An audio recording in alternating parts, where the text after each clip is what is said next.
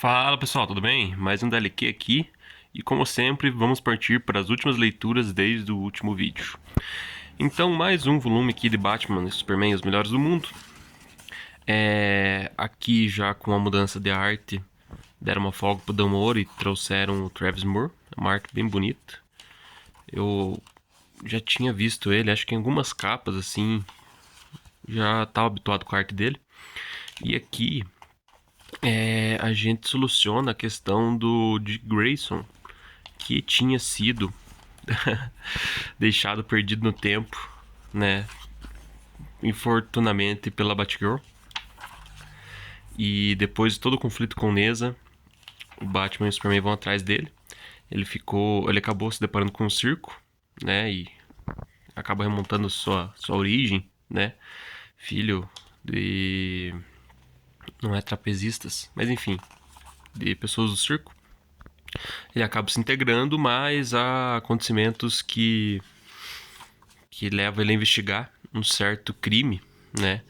Em que pessoas do circo acabaram parecendo mortas, estão atribuindo os animais, mas não parece o perfil dos animais, sabe? Se fossem os animais, estariam sujos de maneira diferente, né? Estariam mostrando outra condição. É uma história ok, mediana. Parece mais um filler para dar tempo pro Dan Mora respirar e desenhar as demais histórias.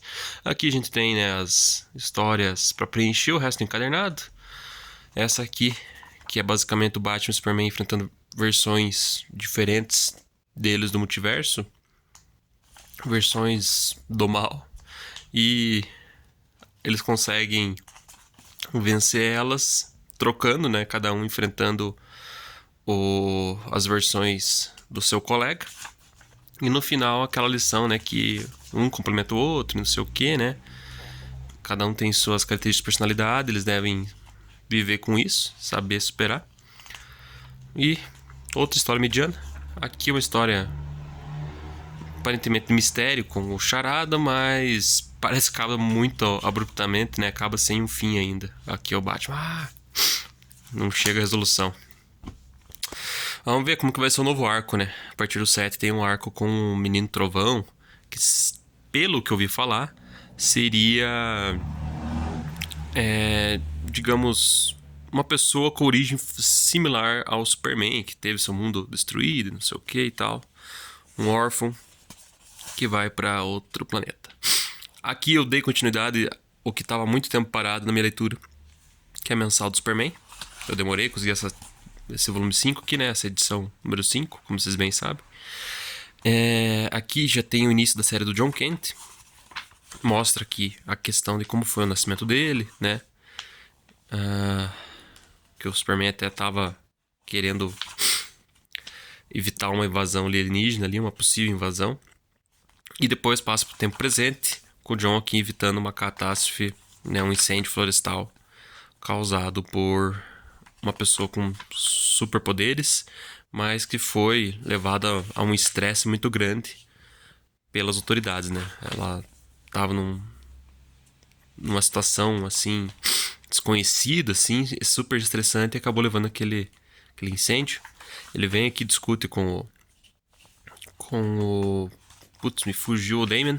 Ele vem discutir com o Damian aqui a situação deles parecer uma sombra também do seu pai, né? A questão dele não ter um alter ego, assim, dele querer ter uma vida normal, pelo que eu lembro, né? E aqui eles conseguem gerar um alter ego pro John Kent, mas que não dura muito tempo, né? Porque há um ataque numa escola. Algo que é bem atual, né? Por sinal, esses dias teve um ataque, infelizmente 18 pessoas, né, morreram. E aqui ele discute com seu pai, que tá prestes, acho que, a viajar pro mundo bélico, né, na série do Philip Kennedy Johnson. E, né, ele descobre também uma rede de notícias aqui que basicamente, diferente da mídia convencional, transmite todas as situações alarmantes que está acontecendo no mundo. E ele se coloca no papel do Superman, né, desse século XXI, que é preocupado mais com questões sociais, né, não apenas derrotar supervilões. E o engraçado é que o Tom Taylor, né? Ele coloca um inimigo. Eu não sei se já existia ele, mas o nome dele é. Deixa eu ver se aparece aqui. Henry Bendix, né? Justamente o vilão do Jonathan Kent é o Henry Bendix. Que se a gente for fazer um retrospecto, né? Quem estava escrevendo antes, o John Kent, era o Bendis, né? Então parece que, eu não sei se ele criou esse vilão para justamente fazer essa brincadeira aí, né? Essa crítica ao Bendis, que envelheceu o personagem ali, né? E desgostou tantos fãs. E aqui a gente tem o início da série do Grant Morrison, que é Superman e Authority. E eu não conheço muito do Authority, tive um pequeno contato, como vocês sabem, lá nos volumes anteriores dessa mensal do Superman. Não me agradou, achei horrível, sabe? Um negócio arrastado, com uma arte feia. E aqui há algumas incoerências quanto à cronologia. Parece que o Superman já tá desde antes da década de 60 atuando. E para nós, essa questão cronológica de datas assim não acontece. É porque senão o Superman estaria muito idoso, Batman estaria super idoso, né? Então, eu não sei o que o Grant Morrison tá fazendo aqui, né? Não sei se vai ser num universo à parte, não sei qual que é o propósito disso. E tem o carinha do Authority ali que ele consegue fazer invasão psíquica das pessoas e fazer alucinações deles e enfim. Não me pegou assim, é só uma discussão assim, questão do Superman ser mais autoritário, blá blá blá, mas não chega em nada assim. Vamos ver como vai ser a continuação dessa coisa aí. E aqui uma historinha do Jimmy Olsen, né? Com um outro herói tipo classe Z, em que eles têm que evitar ali. Parecem tipo sessões de Ouija, mas que estão sendo catastróficas assim, e as pessoas estão desaparecendo. Então, é uma história também só pra preencher, nada demais. Continuamos, temos aqui o Asilo Arkham do Grant Morrison, minha versão importada, que eu peguei na promoção da Amazon há uns meses atrás. São bem bonitinha, né? Roteiro do Morrison com a arte do Dave McKean. Aqui basicamente a gente tem o foco no asilo propriamente dito, lá da sua origem, com o seu fundador, o Amadeus Arkham, né? Passando por diversas fases de sua vida, quando ele se identifica com a questão de tratar as pessoas insanas, né? Quando ele tem até uma catástrofe em sua vida pessoal, e ela vai dividindo espaço com a história aqui do Batman, em que basicamente o asilo ele foi tomado pelos seus pacientes, né? Seus pacientes barra detentos, né? E o Batman tem a função de romper com essa tomada aí, com esse sequestro do asilo e de seus trabalhadores, né? Enfim, a arte do Dave McKean é do jeito que a gente conhece já das capas do Sandman, uma arte já psicodélica, combina com o teor da HQ.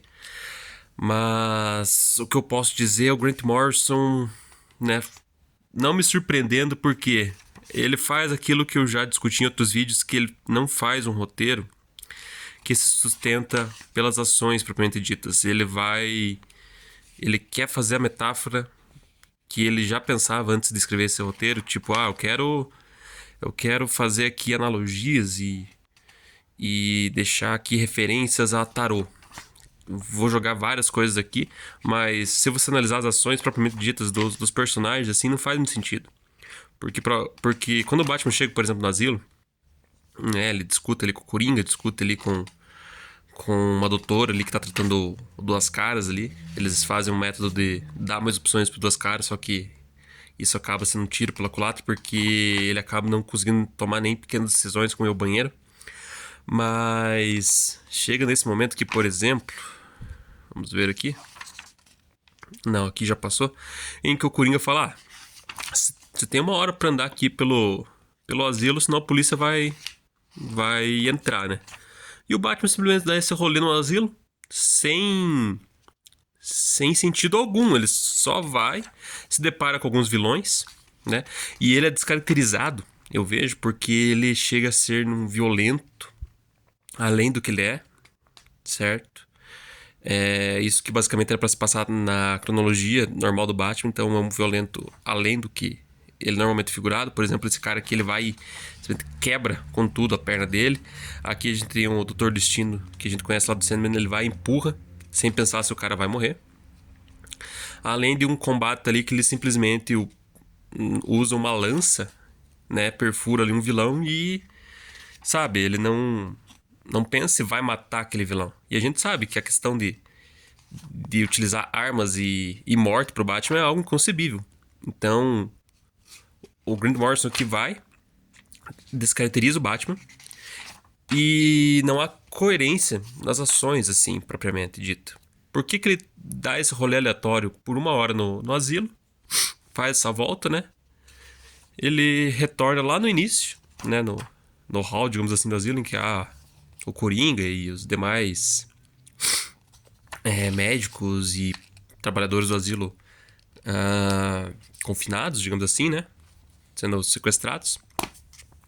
E ali ele consegue resolver a situação porque alguém se rebela, tenta matar ali um refém, né? E ele acaba, né, tendo uma ajuda ali também. Ele justifica uma ação também que não, pra ele, né, não faz sentido uma morte ali. E basicamente termina assim, sabe? Então, há metáforas legais ali, sim, claro. A arte do Dave McKean também é muito bonita. Mas descaracteriza o Batman, sabe? A parte do Amadeus Arkham ali é boa, sabe? Faz sentido ali toda a sua ascensão e queda. Mas o personagem Batman não é bem respeitado ali. E vamos lá então para a última leitura nossa. Foi o Batman Superman Cavaleiros das Trevas de Aço, escrito pelo Tom Taylor e a arte da Yasmin Putri, com uma pequena participação do Bengal em um dos capítulos aqui. Continuando então, esse quadrinho aqui ele reimagina todo o universo DC numa idade medieval, né? Partindo daquele evento da chegada do Superman. Só que em vez de ele chegar solitário, ele chega com seus pais. E isso muda várias coisas, assim, nessa atmosfera, nesse ambiente aqui. E o Tom Taylor dá algumas caracterizações aqui diferentes dos personagens que faz sentido, assim, fica legal. Certo? E parece que há uma grande inspiração em Game of Thrones, assim, questão de conspirações em que o reino acaba tendo uma certa rivalidade com o outro e mortes misteriosas vão acontecendo, né? Então fica um jogo assim velado, né? Que um suspeita do outro, né?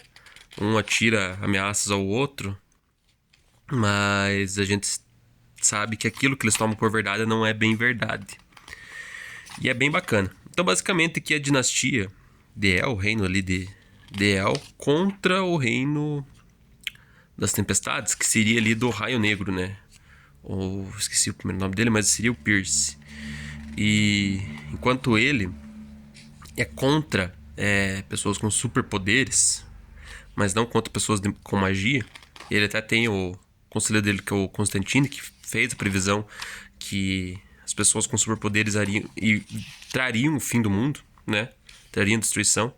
A dinastia de El é contra as pessoas com magia, até porque a gente sabe do Superman, ele é vulnerável à magia, então, né, faz muito sentido nessa perseguição às pessoas de magia. Não que eles matem, eles só aprisionam, né? Mas também para ter uma soberania, né? Um certo poder sobre os demais reinos, né? E tem outras relações aqui que fazem muito sentido. Por exemplo, a Diana ter relação com a Zala, que seria a irmã do Superman, né? Seria a Supergirl desse universo. Até porque elas vivem numa ilha só de mulheres, né? Então, essa afeição, né? Pelo mesmo sexo faz sentido por ela não ter o convívio com os homens. E há outras interpretações aqui, por exemplo, o Etrigan, né, ser o Ra's al Ghul, né? A gente sabe que o Ra's al Ghul é conhecido como a cabeça do demônio, então foi legal essa imaginação. Os Robins serem espiões, né? A Arlequina ser uma boba da corte, né? E ela tem esse tom cômico, soltando várias piadinhas, assim, bem boas, assim, bem encaixadas pelo Tom Taylor. E foi um dos gibis que me surpreendeu, assim, nos últimos tempos, assim, muito bom, prende a atenção e a narrativa rápida, né? Não enrola muito ali. E fico ansioso pelo segundo volume assim que chegar. E por último, a minha única aquisição foi, das que chegou, né? Foi a saga do Superman volume 20. Comprei do vendedor ali da Shopee. Paguei acho que R$12 nela. E continuando a saga até o seu final. Termina no volume 24. Aqui já é pós saga do exílio, né? E aparentemente aqui tem uma participação importante do Jimmy Olsen. Ele, pelo jeito, contrai um poder que ele tá, pelo jeito, se esticando aí, né? Não posso dar muitos detalhes porque eu não li ainda. Mas essas histórias aqui do Superman prometem ser bem boas, né? Eu gostei bastante da primeira parte da saga, né?